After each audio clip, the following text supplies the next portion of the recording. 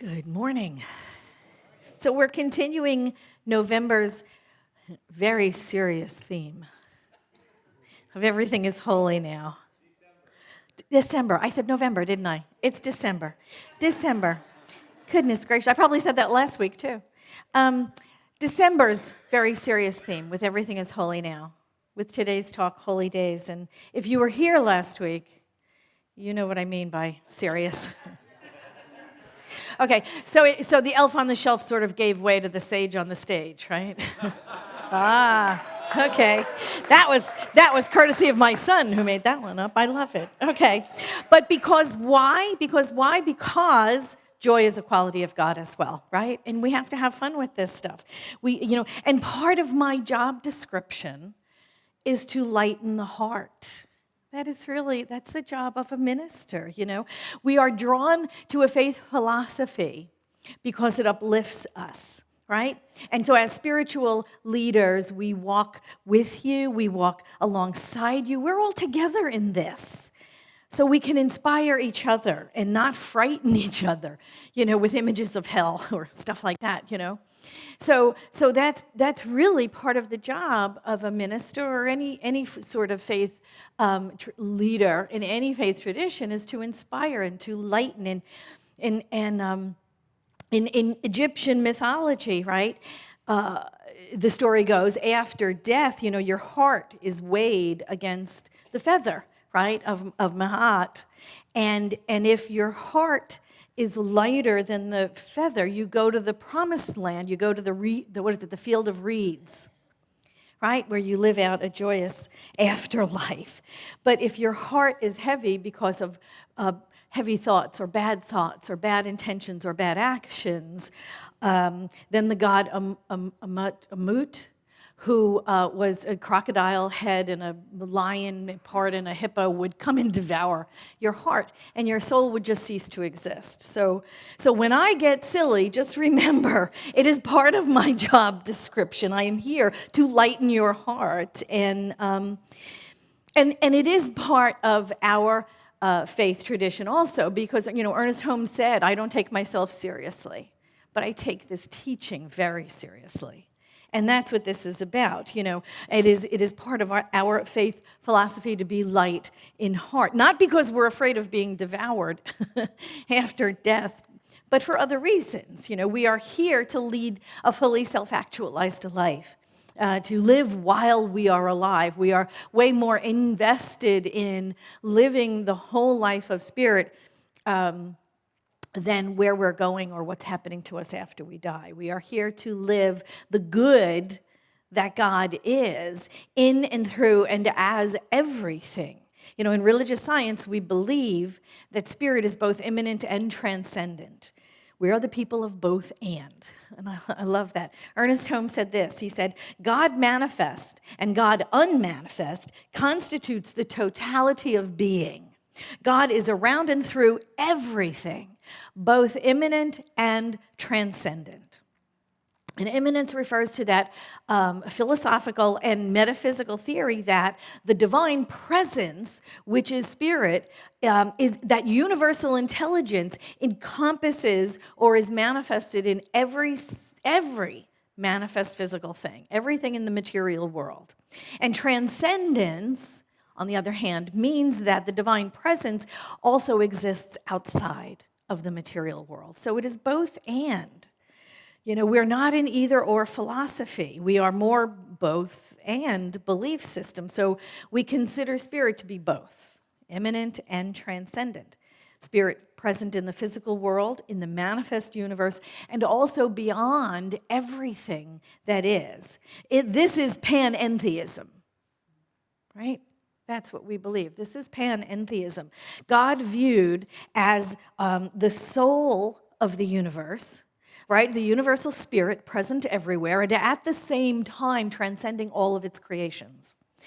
While pantheism refers to the belief that all is God, panentheism claims God is that and also greater than the sum total of its parts, greater than the universe itself.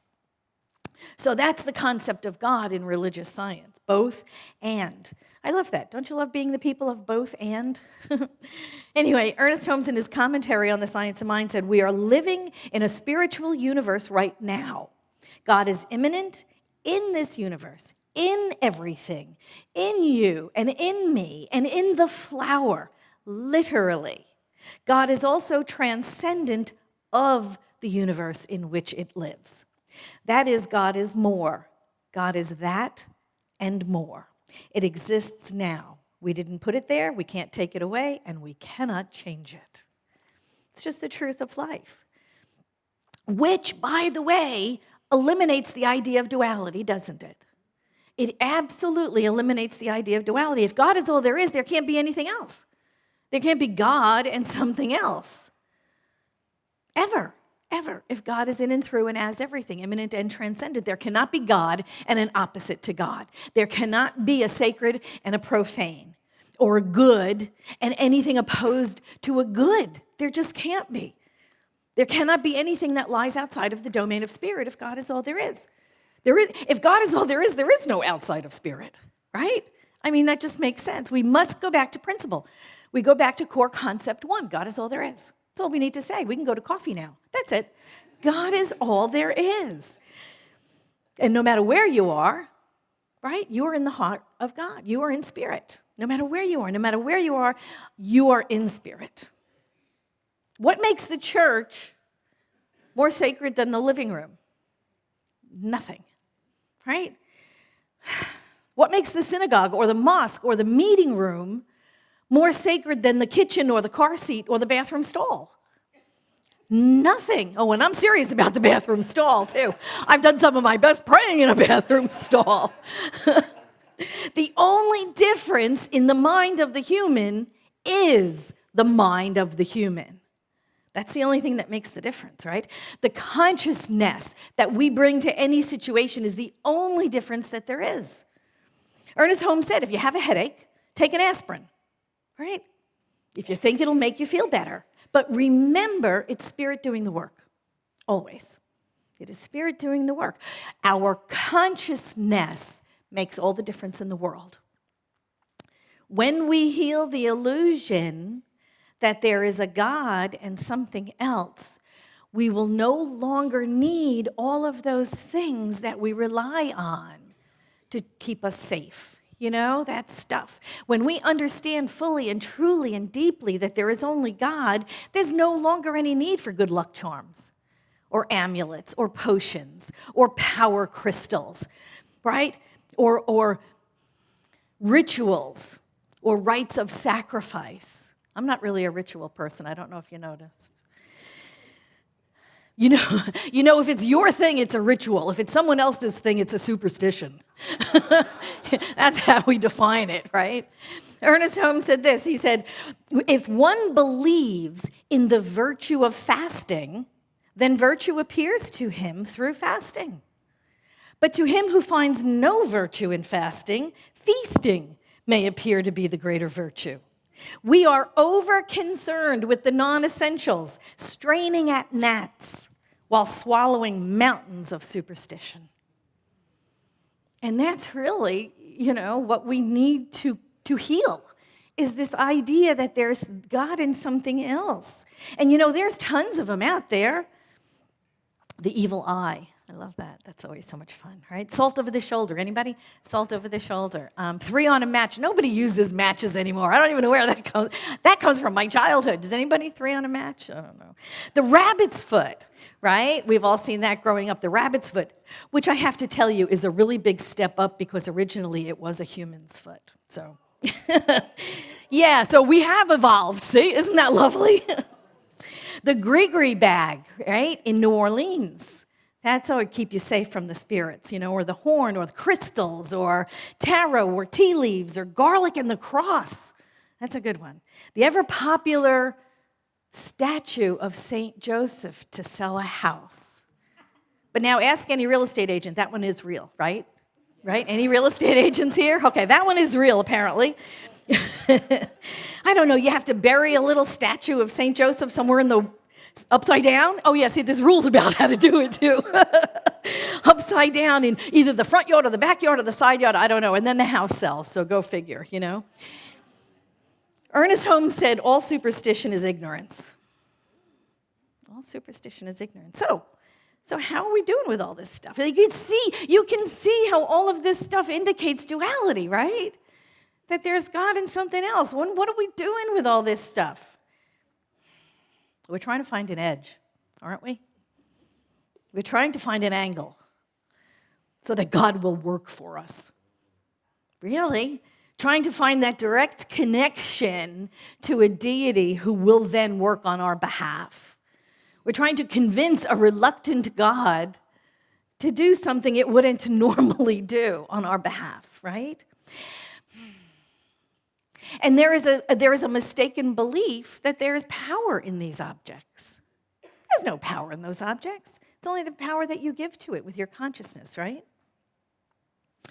There is a mistaken belief that there is a power outside of us, right? There's no power in the statue of St. Anthony, or Joseph, to sell a house, right? There is no power in the gree bag to ward off evil. There's no power in those things than there are in us and anything else in the manifest universe, right?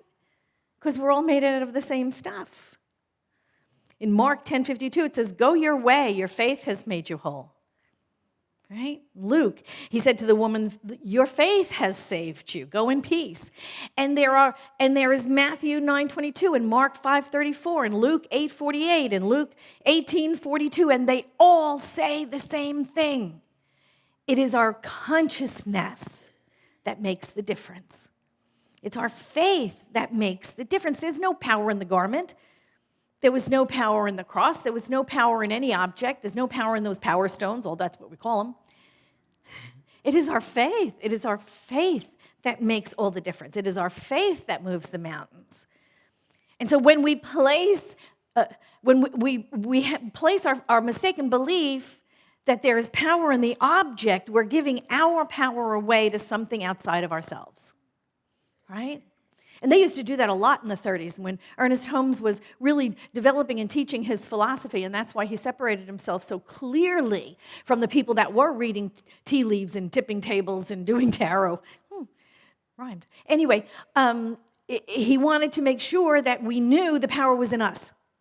It was in us. We don't have to call a psychic and say, should I get out of bed today? Is today going to be a good day? Should I have the chicken or the fish?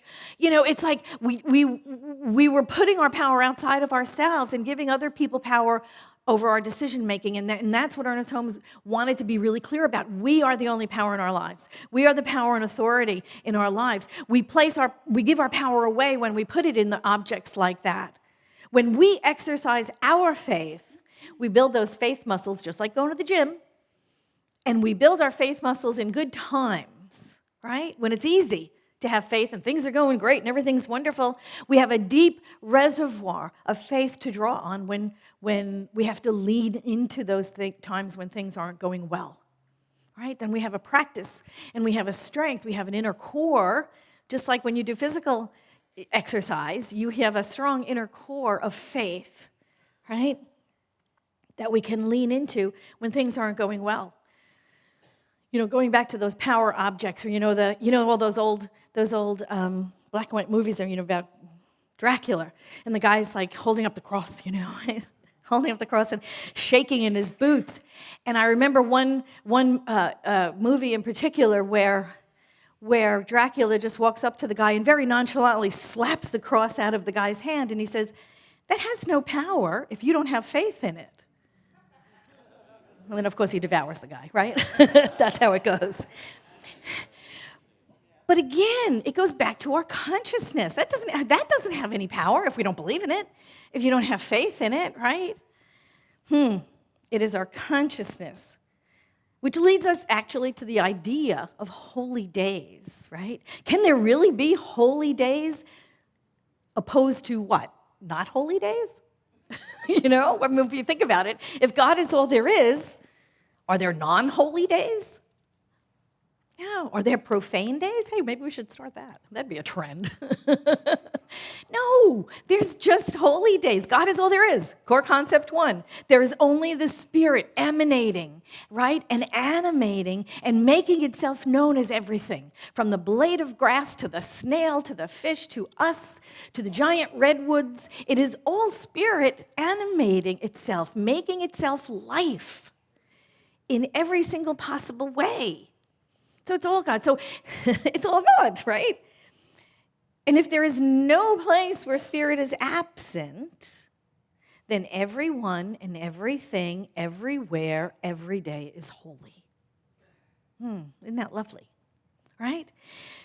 The very earth that we walk on is holy ground. It's the body of God. It is the logical and natural outpicturing of an energy that is seeking to know of itself in form. So the very ground we walk on is holy ground, right? And if we all believed that and we all knew that, who would frack God? I mean, think about it, right? Nobody. This is holy ground. The very planet we're on is the body of God. The very earth is holy ground. Every word out of our mouth is a prayer. When we understand there is God and nothing else, every word out of our mouth is an affirmation. Every statement we say is a prayer.